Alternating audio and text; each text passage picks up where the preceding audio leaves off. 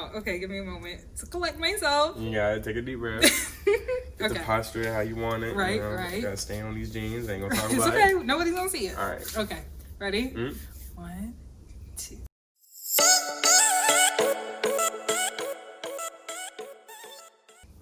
Hello everybody, welcome to my art channel, Art's Way Out. Today we have our first interview guest, Leroy Pridgen, and he's going to be talking a little bit about himself, how he got into music and his passions, and yeah, you can introduce yourself, tell a little bit about yourself. All right, name's Leroy Pridgen IV. I started playing music in 6th grade, just picking up a middle school band. I decided on the trombone.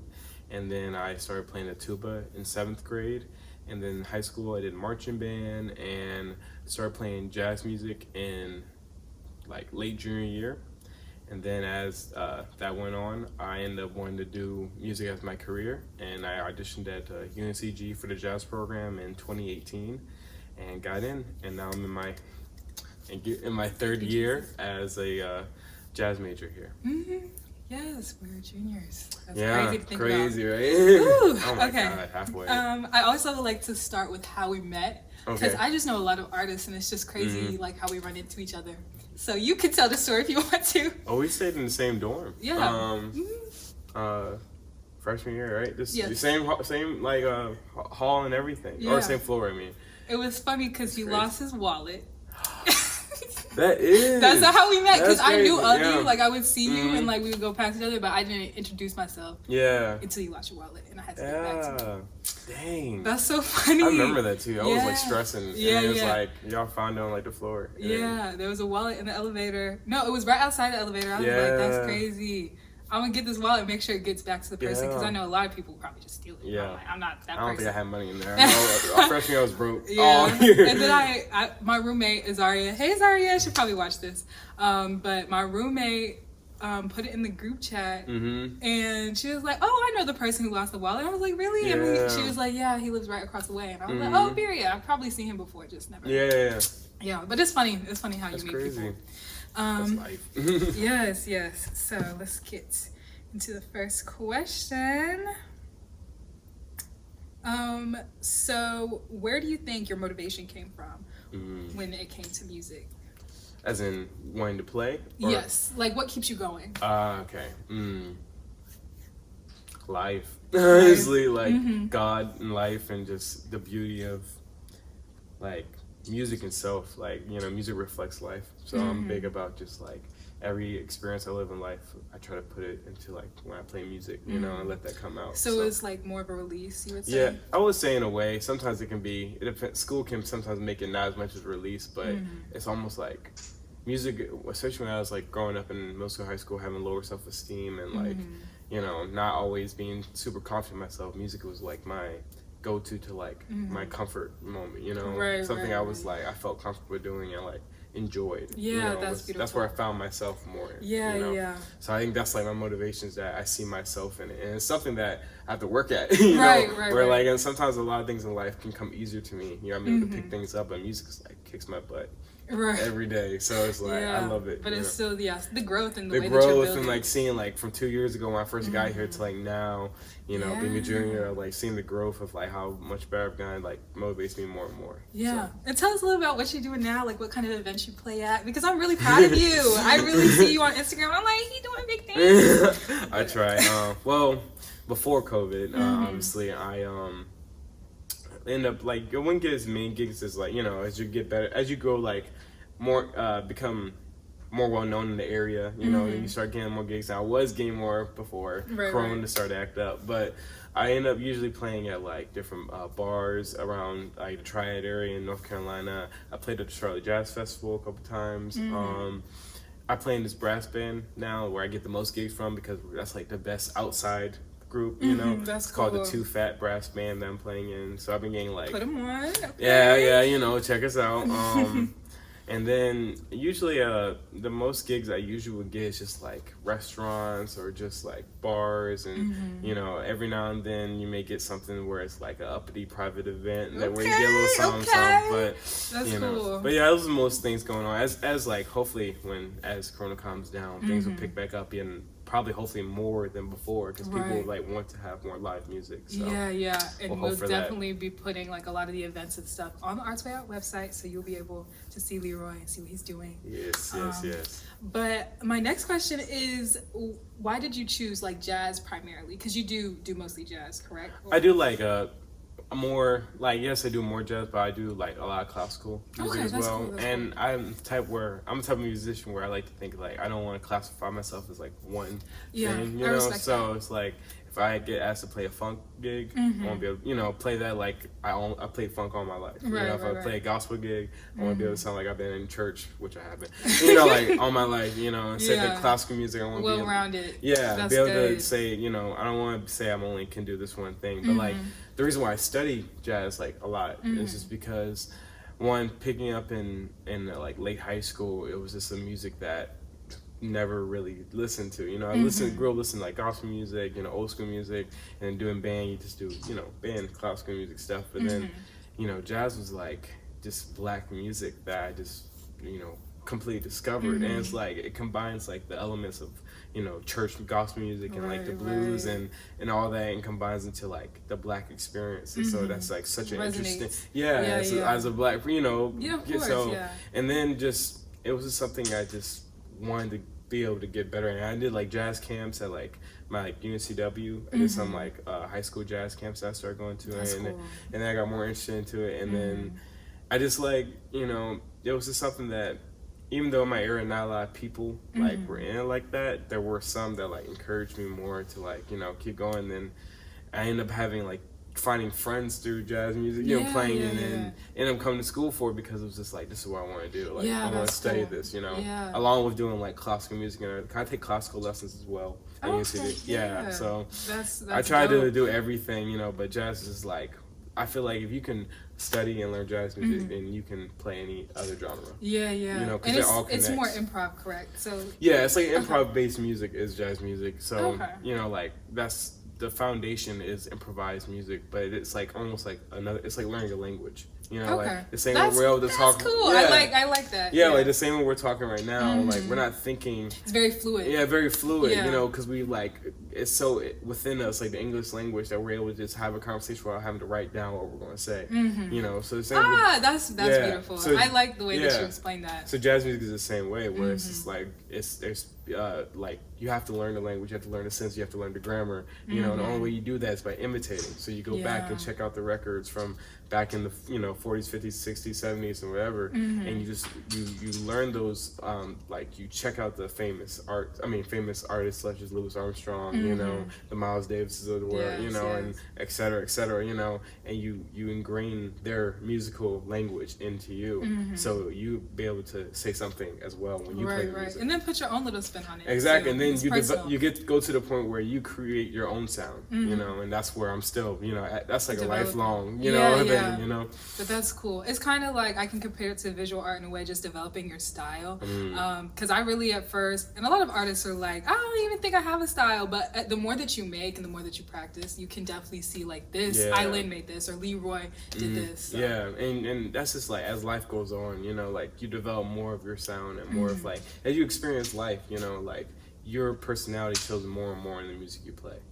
Especially as you're developing, you're like imitating so much, but as you get better and as you become more comfortable with your own self, that's when yourself starts showing out in your creativity and your art. So. And I think that's a really important thing about art is, and that's where I'm really trying to bring my channel and like bring this brand, is just learning about art and how it really resonates with people and like really speaks to people and speaks to like your character and your personality. And I really think it's just a God-given like gift. It's like people are really gifted.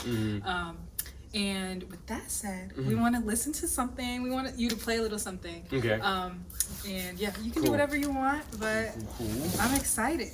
I've seen Leroy play live, but I haven't seen him like play by himself before. So this is fun. Wow. How long have you had this? Jesus, when did I buy this? When did I buy this horn? Was it in high school? I think it was like senior year of high school when I got this horn. I bought it myself. Wow. And then I've had it ever since. And you know what? You want to know another thing that I think is so exciting about like live music, and you just don't see it a lot anymore.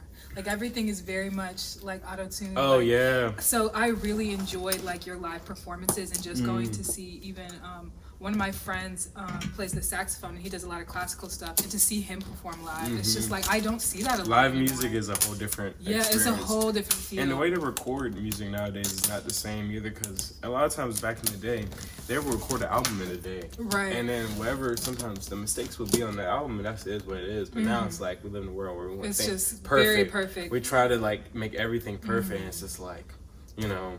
Sometimes it just, I don't know, there's something about live music that There's a beauty in like spontaneity, you know, and the most beautiful moments in music come from like when it wasn't planned, you know, and comes from like the mess ups, quote unquote, right? You know, so. But I'm excited. I'll show this I'm gonna give off you a your little bit. space, yeah. You want me to explain the horn at all, or just go? Yeah. So this is Teach us a little something. This is educational. This is the slide trombone. It's the least evolved instrument of like all instruments. What does that mean? As in, like, from its original inception, like when it was first created, like centuries ago, it's been the least to have the least amount of changes to it. Oh, okay. So this is pretty much like people have been playing. Yeah, well, it looks like. I mean, there's been changes, but like, it's in terms of just involved. This is like. This is it. Yeah, this is the trombone. I mean, so this is, you know, you have your slide where it has 7 positions, and then each position has a different set of notes. Essentially, if you want to think of it like that, or different called overtone series, where you can go up and down, and then we have a mouthpiece where you buzz into, like that, and then sounds comes out, and then we just have our bell where the sound comes out, and then we have a tuning slide to make sure you're playing in tune. So it's a very simple instrument, and then the spit valve where condensation comes out, but that's not cute. So, but one more question before you start. How long did it take you to really like get a grasp on how to use it and like how to play it? I'm still figuring that out. Really? Yeah. So if I tried to play right now, it would take me. No, I mean, I wish I had a second life. I could show you. You can definitely make a sound, but it's just like learning music is a lifelong thing. Okay. Like you getting better instruments. Like you gotta reach a certain level to like, you know. But it's never like I'm done. Yeah, if you ever reach a point where you're not learning, then you're not doing it. Like you're not playing with passion. You know? You lost, you know, like there's no point in playing if you stay that you're never learning. Yeah, never stay stagnant. It's a lifelong thing. That's cool. You know. Okay. So cool. I will just play a little bit of things. Forgive me if it's rusty. You're good. You're good.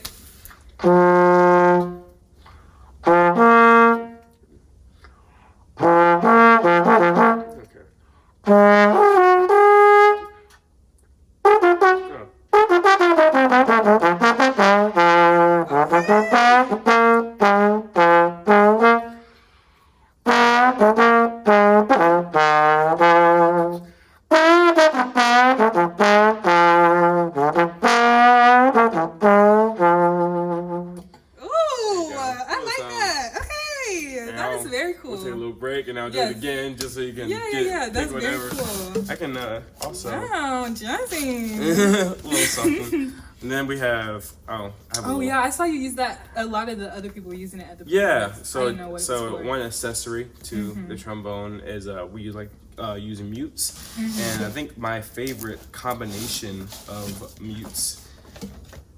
If I can find it. Let's see. There you are. So one of my favorite combinations to play with is what we call the pixie mute and the plunger mute. And yes, this is like an actual plunger, not used, of course, but you get it from a hardware store. And this is a pixie mute, and you stick that in right here, right? Mess with the tone. So what is the difference in sound? Will this make it sound? So it's muffled? like more. It muffles the sound and gives more of a buzz to the sound. Okay. So a little bit more of an intense sound, and then the plunger gives it like it's more expression. I would say like you'll hear it's like very hard, like you know the wah wah wah, the Charlie Brown. Yes, stuff? yes. That's pretty much this, right? Okay, that's cool.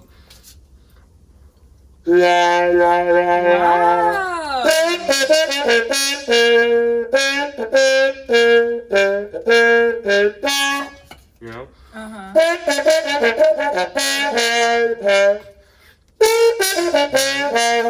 You know.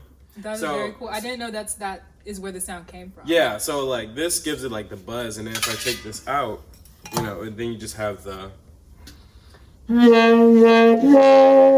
So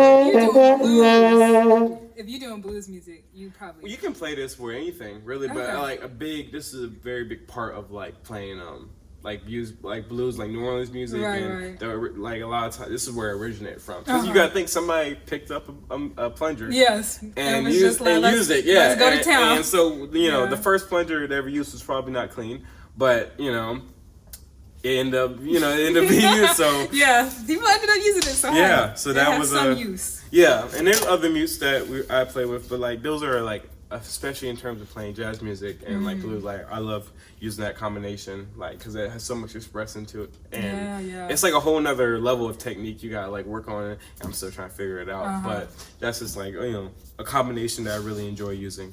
Wow. So yeah. Okay. You want a little more playing? Yeah. Okay. Do something else. I'll play like a quick little tune, like you said, okay. and if you want to use it, you know. This is called "Take the A Train." Famous song written by Billy Strayhorn and Duke Ellington.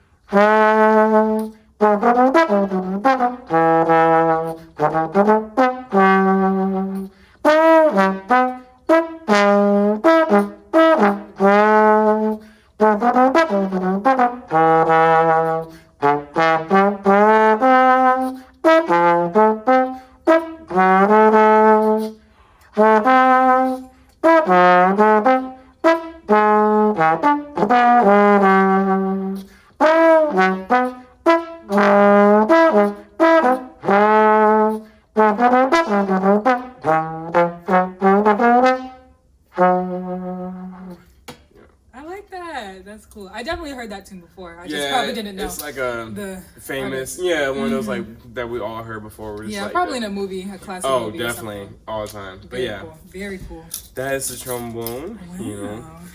Okay. I'll leave it out just in case you want to hear more.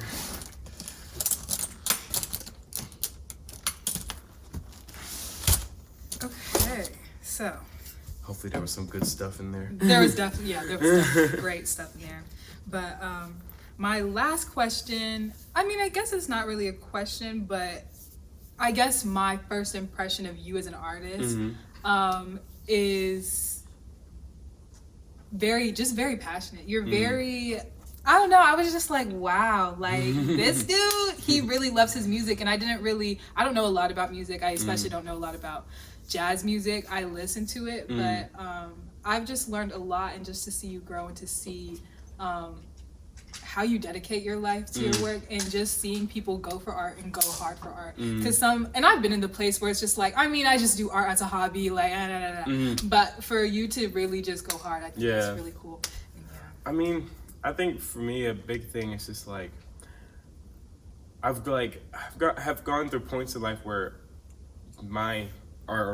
playing music was like I put too much of myself or too much value of myself in the music I created. So I think a big thing that's held my passion for it was just understanding that I'm not just a trombone player. I'm not just a musician. I'm so much more than that. You know, and like in life, you know, there's so many skills and assets I have to myself, and that so many people have.